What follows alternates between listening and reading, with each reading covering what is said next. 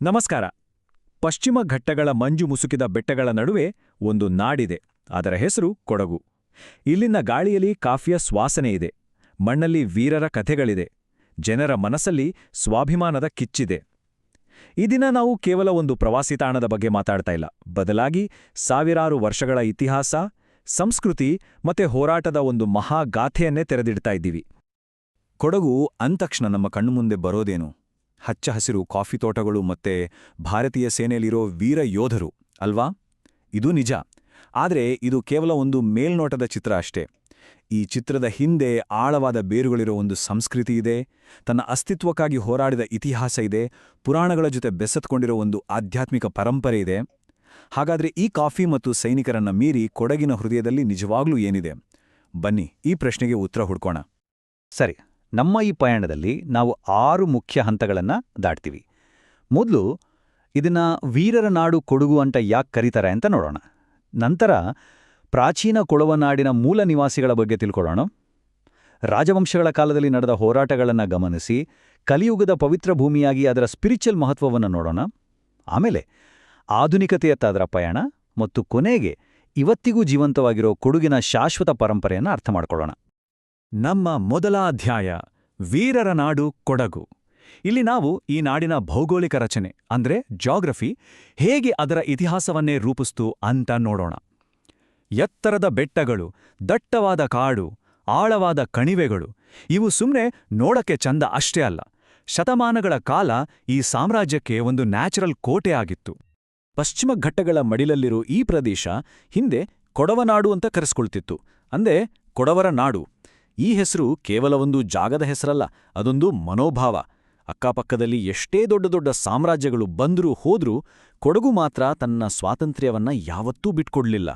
ಇಲ್ಲಿನ ಜಾಗ್ರಫಿ ಅವರಿಗೆ ರಕ್ಷಣೆ ಕೊಡ್ತು, ಮತ್ತೆ ಇಲ್ಲಿನ ಜನರ ಸ್ವಾಭಿಮಾನಿ ಸ್ವಭಾವವೇ ಅವರ ಗುರುತನ್ನ ಕಾಪಾಡಿತು. ಹಾಗಾದ್ರೆ ಇಂಥ ಸ್ವಾಭಿಮಾನಿ ಮತ್ತು ಸ್ವತಂತ್ರ ಮನೋಭಾವದ ಹಿಂದಿರೋ ಜನರು ಯಾರು? ಅವರ ಮೂಲ ಯಾವುದು? ನಮ್ಮ 2ನೇ ಅಧ್ಯಾಯದಲ್ಲಿ ಪ್ರಾಚೀನ ಕೊಡವನಾಡಿನ ಹೃದಯದಂತಿರೋ ಈ ಭೂಮಿಯ ವಿಶಿಷ್ಟ ಅಸ್ಮಿತೆಯನ್ನೇ ರೂಪಿಸಿದ ಮೂಲ ನಿವಾಸಿಗಳು ಅಂದ್ರೆ ಕೊಡವರ ಬಗ್ಗೆ ತಿಳ್ಕೊಳ್ಳೋಣ. ಕೊಡವರು ಇವರೇ ಈ ನಾಡಿನ ಆತ್ಮ. ಅವರ ಸಂಸ್ಕೃತಿ ಸೌತ್ ಇಂಡಿಯಾದ ಬೇರೆ ಸಂಸ್ಕೃತಿಗಳಿಗಿಂತ ತುಂಬಾನೇ ಭಿನ್ನ. ಉದಾಹರಣೆಗೆ ಅವರ ಹಬ್ಬಗಳಾದ ಕೈಲ್ಪೊಳ್ದ್ ಅಂದ್ರೆ ಆಯುಧ ಪೂಜೆ, ಕಾವೇರಿ ಸಂಕ್ರಮಣ, ಪುತ್ತರಿ ಅಂದ್ರೆ ಸುಗ್ಗಿಯ ಹಬ್ಬ ಇವೆಲ್ಲವೂ ಪ್ರಕೃತಿ ಮತ್ತು ವಾರಿಯರ್ ಟ್ರೆಡಿಷನ್ ಜೊತೆ ಆಳವಾಗಿ ಬೆಸೆದುಕೊಂಡಿದೆ. ಪೂರ್ವಜರ ಆರಾಧನೆ, ಪ್ರಕೃತಿ ಪೂಜೆ ಅವರ ಧರ್ಮದ ಮುಖ್ಯ ಭಾಗ. ಪ್ರತಿಯೊಬ್ಬ ಕೊಡವನು ತನ್ನ ಕುಟುಂಬ, ತನ್ನ ನಾಡು, ತನ್ನ ಸಂಸ್ಕೃತಿಯ ರಕ್ಷಕ ಅನ್ನೋ ಭಾವನೆಯಿಂದಲೇ ಬೆಳಿತಾನೆ. ಈ ಯೋಧ ಮನೋಭಾವವೇ ಅವರ ರಕ್ತದಲ್ಲಿದೆ. ಇಂಥ ಸ್ವತಂತ್ರ ಮನೋಭಾವದ ಜನರ ಮೇಲೆ ಆಳ್ವಿಕೆ ಮಾಡೋದು ಸುಲಭನಾ? ಖಂಡಿತ ಇಲ್ಲ. ಇತಿಹಾಸದಲ್ಲಿ ದೊಡ್ಡ ದೊಡ್ಡ ಸಾಮ್ರಾಜ್ಯಗಳು ಕೊಡಗಿನ ಮೇಲೆ ಹಿಡಿತ ಸಾಧಿಸೋಕೆ ತುಂಬಾನೇ ಪ್ರಯತ್ನ ಪಟ್ಟಿವೆ. ನಮ್ಮ 3ನೇ ಅಧ್ಯಾಯದಲ್ಲಿ ಈ ರಾಜವಂಶಗಳ ಕಾಲದ ಆಳ್ವಿಕೆ ಮತ್ತೆ ಅದಕ್ಕೆ ಕೊಡವರು ತೋರಿಸಿದ ಪ್ರತಿರೋಧದ ಕಥೆಯನ್ನ ನೋಡೋಣ.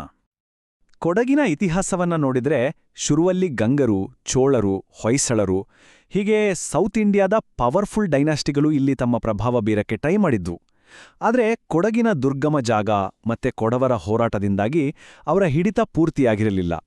ಕೊಡವರು ತಮ್ಮ ನಾಯಕರ ಅಡಿಯಲ್ಲಿ ಆಲ್ಮೋಸ್ಟ್ ಸ್ವತಂತ್ರರಾಗೇ ಇದ್ರು. ನಂತರ 16-17ನೇ ಶತಮಾನದಲ್ಲಿ ಇಕ್ಕೇರಿ ನಾಯಕರು ಬಂದ್ರು. ಅವರು ಕೃಷಿ, ದೇವಸ್ಥಾನ, ಕೋಟೆಗಳನ್ನೆಲ್ಲ ಕಟ್ಟಿ ಆಡಳಿತಕ್ಕೆ ಒಂದು ಸಿಸ್ಟಮ್ ತಂದ್ರು. ಆದರೆ ಕೊಡಗಿನ ನಿಜವಾದ ಸುವರ್ಣಯುಗ ಶುರುವಾಗಿದ್ದೇ 17ನೇ ಶತಮಾನದಲ್ಲಿ ಹಾಲೇರಿ ರಾಜವಂಶ ಅಧಿಕಾರಕ್ಕೆ ಬಂದಾಗ. ವೀರರಾಜೇಂದ್ರನಂಥ ರಾಜರ ನೇತೃತ್ವದಲ್ಲಿ ಕೊಡಗು ತನ್ನ ಇತಿಹಾಸದಲ್ಲೇ ಮೊದಲ ಬಾರಿಗೆ ಒಂದು ಸಂಪೂರ್ಣ ಸಾರ್ವಭೌಮ ಆರ್ಗನೈಸ್ಡ್ ರಾಜ್ಯವಾಗಿ ಮೇಲೆ ಬಂತು. ಇದು ಕೊಡಗಿನ ರಾಜಕೀಯ ಇತಿಹಾಸದ ಒಂದು ಪೀಕ್ ಪಾಯಿಂಟ್. ರಾಜರು, ಯುದ್ಧಗಳು, ರಾಜವಂಶಗಳು ಈ ಕಥೆಗಳ ಆಚೆಗೆ ಕೊಡಗಿಗೆ ಇನ್ನೊಂದು ಮುಖ ಇದೆ. ಅದು ಪುರಾಣ, ನಂಬಿಕೆ ಮತ್ತೆ ಆಧ್ಯಾತ್ಮಿಕತೆಯಿಂದ ಕೂಡಿದೆ. ನಮ್ಮ 4ನೇ ಅಧ್ಯಾಯದಲ್ಲಿ ಕೊಡಗಿನ ಫಿಸಿಕಲ್ ಬೌಂಡ್ರಿಗಳನ್ನು ದಾಟಿ ಅದರ ಪವಿತ್ರ ಆತ್ಮವನ್ನ ಹುಡುಕೋಣ. ಪುರಾಣಗಳ ಪ್ರಕಾರ ಆ ಸಪ್ತಋಷಿಗಳಲ್ಲಿ ಒಬ್ಬರಾದ ಅಗಸ್ತ್ಯ ಮುನಿಗಳು ತಮ್ಮ ಸೌತ್ ಇಂಡಿಯಾ ಯಾತ್ರೆಯ ಟೈಮಲ್ಲಿ ಈ ಬೆಟ್ಟಗಳಲ್ಲಿ ತಪಸ್ಸು ಮಾಡಿದ್ರಂತೆ. ಅವರ ತಪಸ್ಸಿನ ಶಕ್ತಿಯಿಂದ ಈ ಭೂಮಿ ಪವಿತ್ರವಾಗಿ ದೇವತೆಗಳ ಆಶೀರ್ವಾದಕ್ಕೆ ಪಾತ್ರವಾಯಿತು ಅಂತ ಒಂದು ಬಲವಾದ ನಂಬಿಕೆಯಿದೆ.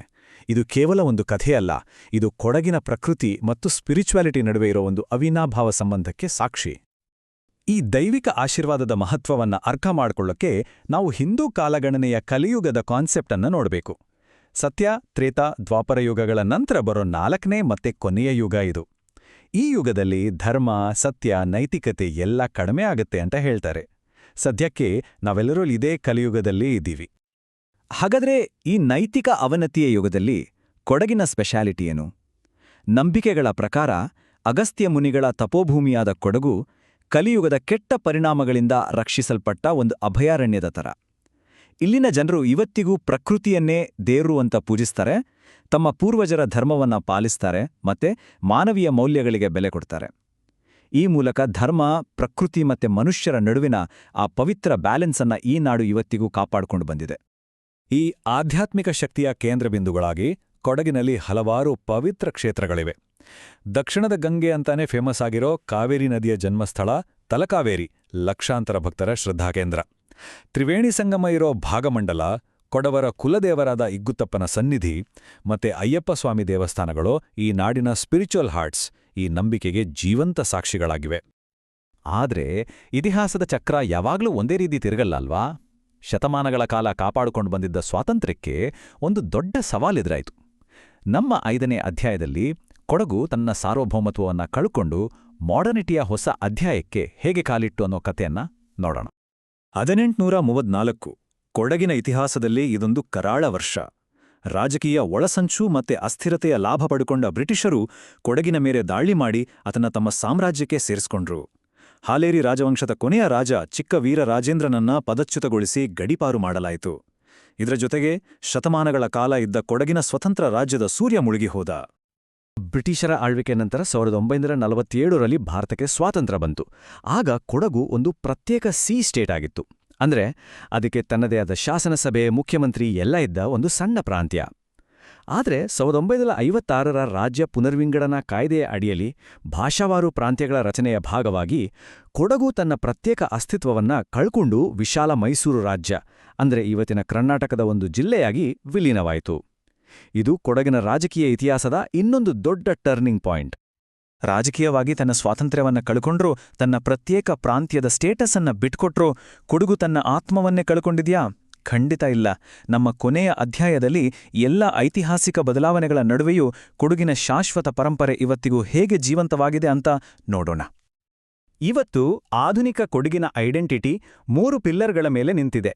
ಮೊದಲನೇದು, ಬ್ರಿಟಿಷರ ಕಾಲದಲ್ಲಿ ಪರಿಚಯವಾಗಿ ಇವತ್ತು ಇಡೀ ಜಗತ್ತಲ್ಲೇ ಫೇಮಸ್ ಆಗಿರೋ ಇಲ್ಲಿನ ಕಾಫಿ ತೋಟಗಳು. ಎರಡನೇದು, ಪಶ್ಚಿಮ ಘಟ್ಟಗಳ ಭಾಗ ಆಗಿರೋದ್ರಿಂದ ಅತಿ ಹೆಚ್ಚು ಮಳೆ ಪಡೆಯೋ, ಜೀವ ವೈವಿಧ್ಯದಿಂದ ತುಂಬಿರೋ ಇದರ ಪ್ರಕೃತಿ.